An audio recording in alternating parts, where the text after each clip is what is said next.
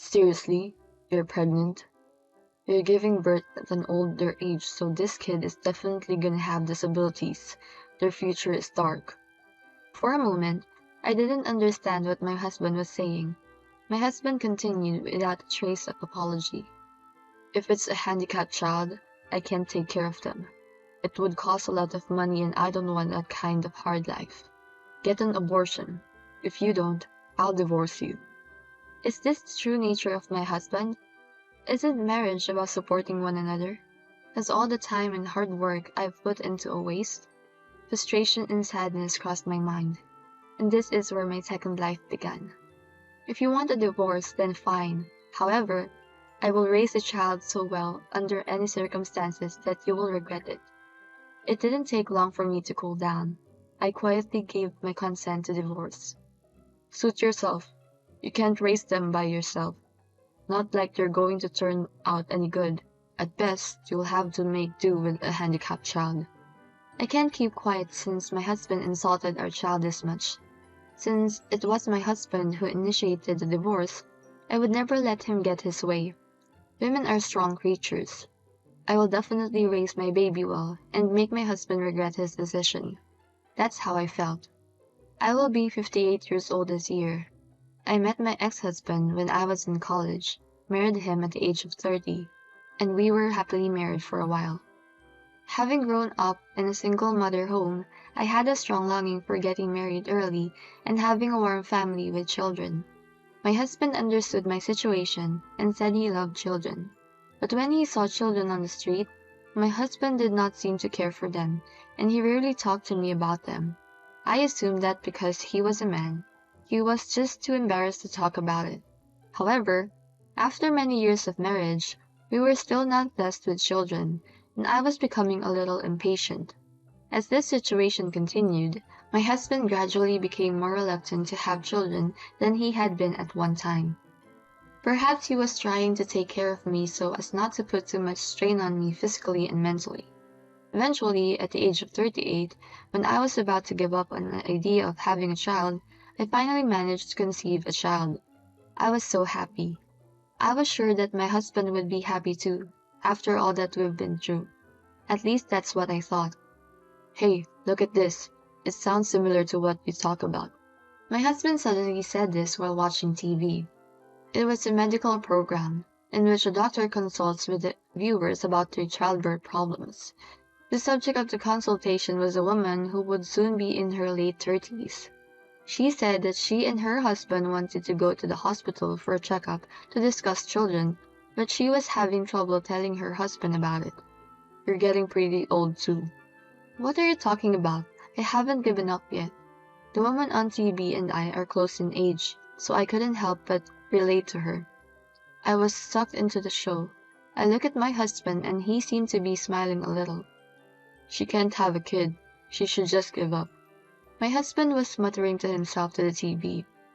You don't have to say that. You make it sound like you're talking to me. What are you getting all emotional about? You need to face the reality too. I was getting angry, but I decided to cool down a bit.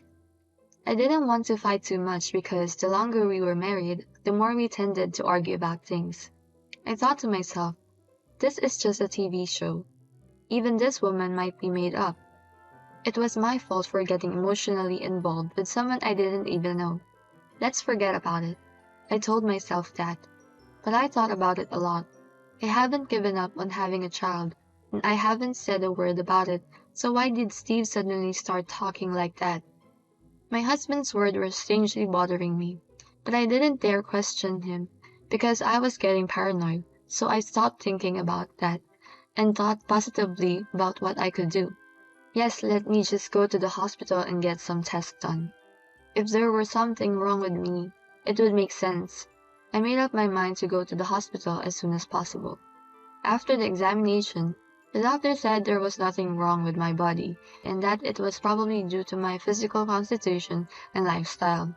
I was relieved just to know that my body was not incapable of having children. So then, is there a problem with my husband? But I think he told me a long time ago that he once got his girlfriend pregnant when he was younger.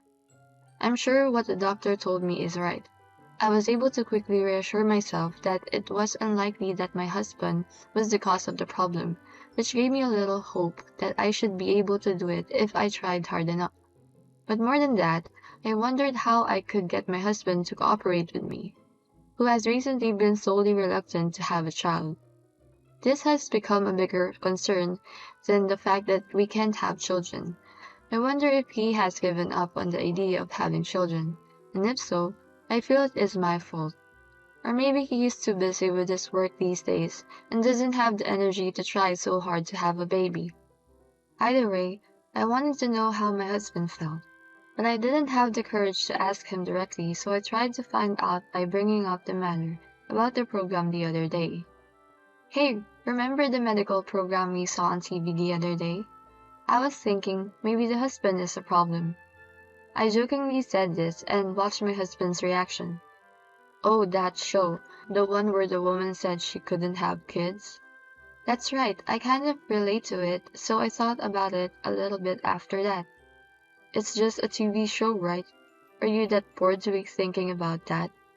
I know it's just a TV show, but women's problems are so emotional that I can't help but relate. Married couples go through a lot, and sometimes it's hard for wives to ask their husbands about their problems.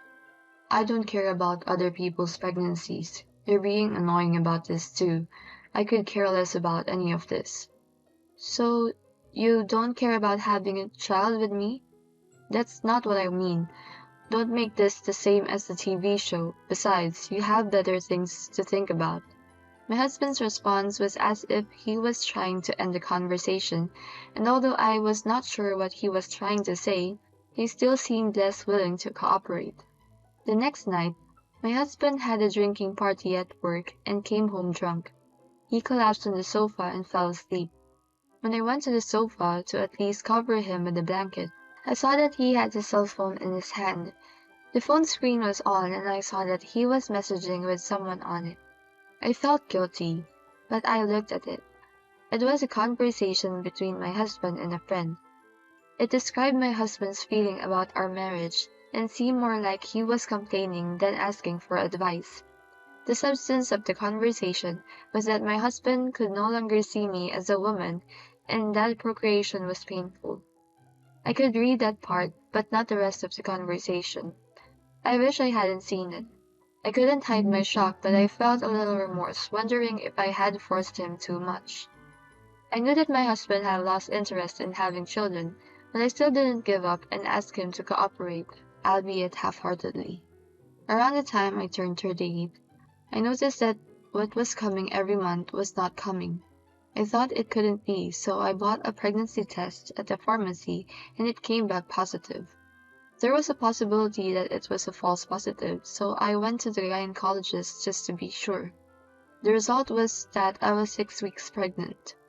Steve, we did it! We did it! What's a granny like you yelling about? A child! I'm pregnant! My husband fell silent. I wondered if he was surprised or maybe actually pleased, but I wanted to hope that he was really pleased. But I was completely wrong. You're really pregnant? You're giving birth at an older age, so this kid is definitely gonna have disabilities. Their future is dark. For a moment, I didn't understand what my husband was saying. My husband continued without a trace of apology. If it's a handicapped child, I can take care of them. It would cost a lot of money and I don't want that kind of hard life. Get an abortion. If you don't, I'll divorce you. What? Isn't this the baby you've been waiting for? How dare you? I was so emotional that I burst into spontaneous tears. Waiting for? You wanted a child so badly that I let you go see a doctor. You should be thankful that I didn't oppose you from the start. I knew it. That's a terrible thing to say. I can forgive him for abusing me, but I can't forgive him for assuming that my unborn child would be handicapped.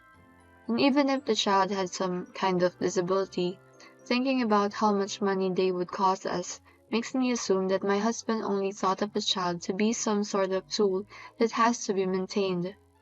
So that's the kind of person you are, even when you pretend to be a good person in front of people at work. Shut up. I'm the one in pain from your compulsive behavior.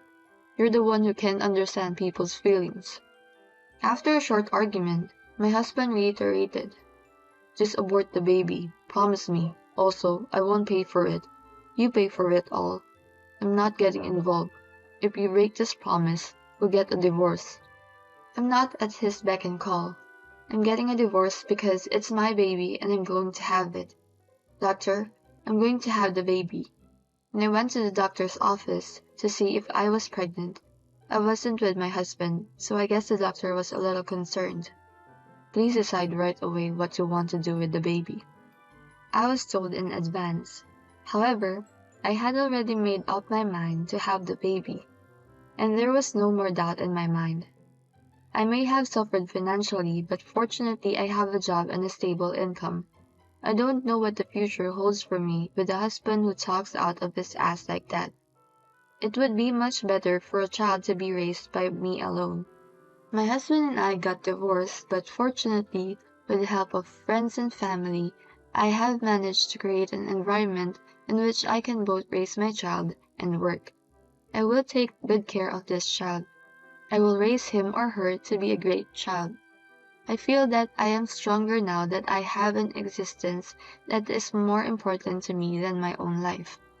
I used to rely on my husband mentally, but from now on, as long as this child is with me, I will be able to overcome anything. It is often said that a mother is strong. The child that was born was a girl, a healthy child. I wanted to name her after my favorite author, so I named her Grace in the hope that she would be a smart child. Grace was bright and assertive, even as a child. She was willing to help out around the house and worked hard at her studies. Since my family is also a single-parent family, we could not receive any financial support, so I could only afford to send her to community college. But she graduated without incident and was able to find a job smoothly. My daughter got a job at a local company. They do TV program production. My daughter is working as a secretary to the president, and sometimes she also makes proposals for programs. Thankfully, the president of the client company is also very kind to her. It has been 20 years since the divorce. One day, when I was shopping with my daughter, as we were walking down a street lined with restaurants, a man with a somewhat familiar face walked in front of us. I happened to run into my ex-husband. My ex-husband was walking alone with the man. I hadn't seen my ex-husband in a long time, and he looked much older. The wrinkles between his eyebrows were clearly etched, and his bad personality was showing on his face. My ex-husband stopped, stared at me, and spoke to me. "Just when I think I see someone I've seen before, it's you. Oh, could the girl next to you be our daughter? You really gave birth to her? She looks normal. That's funny." Hey, what the hell? I couldn't contain my anger at my ex-husband's lack of decency and raised my voice. Suddenly, Grace looked at my ex-husband in the eye and greeted him in a calm voice. "Nice to meet you, father who abandoned me. My name is Grace." You've got a lot of nerve saying that when you first meet someone. My daughter and my ex-husband had never met, but my daughter, who knew the situation, had always wanted to say something sarcastic to her father if she ran into him, and the time had finally come. I was impressed by how calmly she handled the situation, despite the fact that he had suddenly appeared right in front of her. When I looked to the side, I saw a man next to my ex-husband with a doubtful expression on his face. He seemed to be shaking a little. Who in the world is this man? Seeing the man behaving very sluggishly, my ex-husband spoke to him with a concerned look on his face. "Ben, what's wrong?" "I'm sorry, Steve. This is my. He's in a cold sweat. The man next to him, Ben, seemed to know something. My ex-husband and I both saw the look on Ben's face which made us confused, but Grace seemed to get it right away. Apparently, this man was the general counsel of Grace's company. Ben had seen my daughter with the president of the company several times, so he seemed to know her only by her face. "I'm sorry, Steve. Excuse me," he says and then ran away. Huh? What happened? To her father, who did not understand what was going on, Grace says, "Dad, I hear you said some terrible things to my mom before I was born. I hope things are better for you now, and I know the man you were standing next to. Hey now, it was your mother who was the bad person. I don't know what she's been telling you, but she's just making me look bad. And how do you know Ben? He's an old man in your eyes. He's a secret. I feel bad about Ben, but that's enough for now. What the hell? Tell me. With a worried smile on her face, Grace says, "Goodbye, father who left me and my mom." With that, we headed home. A few days later, the president of the company asked Grace to come up with a plan for a program that would send messages to people who wanted to get revenge on someone, and the idea was accepted. Grace told me that the idea came from Grace's desire to get payback on my ex-husband. Mom, why don't you go on the show? Let's use a TV show to punish my father for what he did to us. I thought for a moment that this might be a little rough, but it was the only way I could fight back against my ex-husband. That's interesting. If you say so, then I'll do it. And so, it was decided that I appear on the show. The taping of the show reminded me of that show I saw on TV, where a woman talked about her problems getting pregnant, and like the woman in the show, I told the story of my past while holding back the pain. I had already recovered from the pain, so I faked my tears. I was impressed with my acting ability. Naturally, the host and the performers in the audience reacted with scathing comments such as "he's terrible" and "how heartless." I think the show had a certain amount of excitement to it. After the recording was over, Grace said, "Mom, that was great. Thank you," she told me. Grace was all smiles. Right after the show aired, I received a call on my cell phone from my ex-husband. "You were on TV, were you? You're going to expose me to the whole country. Why are you talking about me on TV?" Steve called my cell phone. Apparently, he happened to be watching the show. "Oh, I'm sorry. I just happened to get a chance to be on TV. I thought it would be a great opportunity, so I took it. It's all in the past, so it should be fine," I said with a laugh. "Give me a break. I apologize. This is so embarrassing for me, I can't even go to work." Apologizing won't help. The guy with me the other day told me that he's a corporate lawyer now, and for some reason, he's asking me to apologize. What's your relationship with Ben? Ben is the general counsel for Grace's company. You didn't know that? Coincidences are a wonderful thing. But it's no use apologizing. Ben is helping us personally. You're being betrayed by someone you know because of your personality. No way. I can't believe Ben would do that. Is that all? I'm hanging up now. I ended the call. My ex-husband seemed so pathetic. Afterwards, Ben told me about my ex-husband's situation. There were a surprisingly large number of women in my ex-husband's company who had seen the show I was on, and word of my husband's true nature soon spread throughout the company. The reason why the rumor started is because there are still people working at my ex-husband's company who know me because he used to invite me to company barbecues when he was still married to me. It seems that because of the rumors, my ex-husband found it hard to go to work, and as a result, he resigned.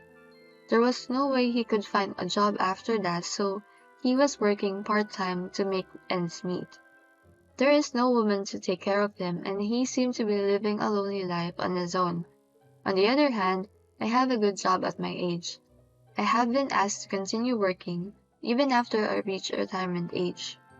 Grace is still working as the president's secretary, but she is a good worker and her income is increasing. And she is even planning to get married to the president's son. I can't help but look forward to the day in the future when my daughter will have a child.